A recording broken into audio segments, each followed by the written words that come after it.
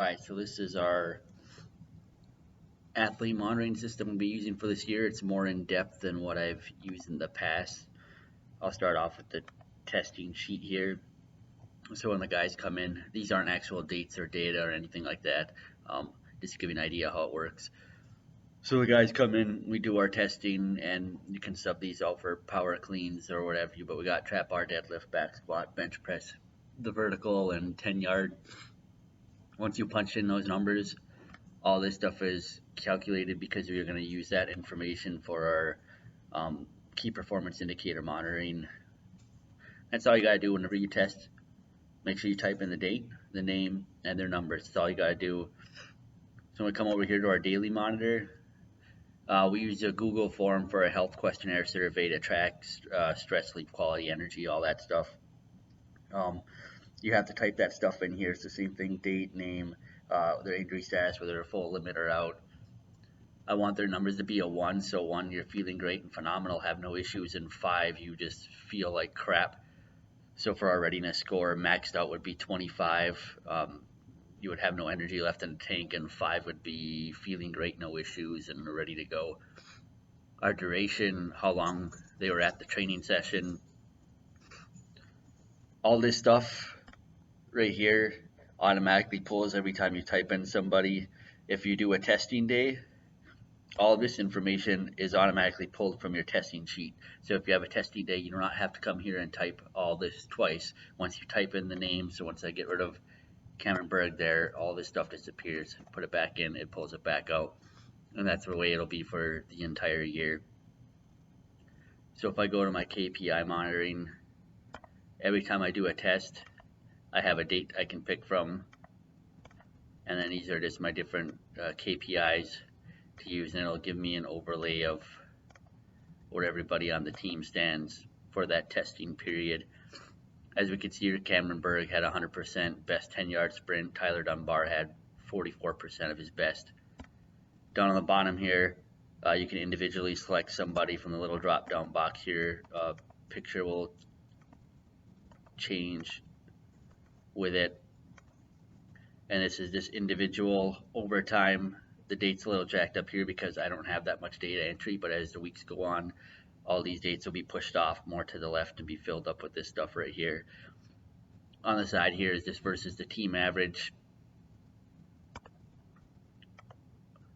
Oops. Just to compare. So if you go to print it off, there's no scaling here. This would all print off as one giant sheet. It looks very nice and presentable. Other thing is our athlete dashboard here. We got everything for our readiness overlaid on here. So we got an injury body map, fatigue level, so how much is left in the gas tank.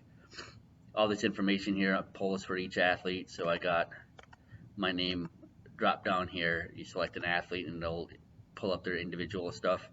Date here, so I can use the clicker, scroll by days, weeks, or months. Again, I'll get errors because I only have 3 days worth of information. So if I go up, it'll do that. And when I go through this, some of the stuff's not going to change because I literally copied and pasted 3 days in a row. So some of the people have the, some of the guys have the same information. It didn't change at all. Just wanted to get an idea what it looks like. Readiness data. So these are the scores. You can do see where he is. So I can compare Cam to himself, the entire team, or others at his position at any point during the season over however many days. So I can do 1 day, 20 days, whatever, but I don't have that much data, so I'm not going to see much difference from it. Training load, our RPE, rating of perceived exertion. So 5 is maxed out, was a hard training session. 1 was very light. Training load was calculated by duration, so how long they were there, how intense was it, and that's our training load. This graph just overlays it over time. So if I go 716, 720, you'll get more days that are pop off to the side. And then down on the bottom here, we just got a graph comparison of our testing monitoring, so their latest versus their best, and you can do that through the entire season. So when you go to print it, it prints off as, I'll just show, prints off as one nice sheet. So if you want to go to a coach or talk to a player and show them individually, it works really well. Let me see if I get anything for a different fatigue level here.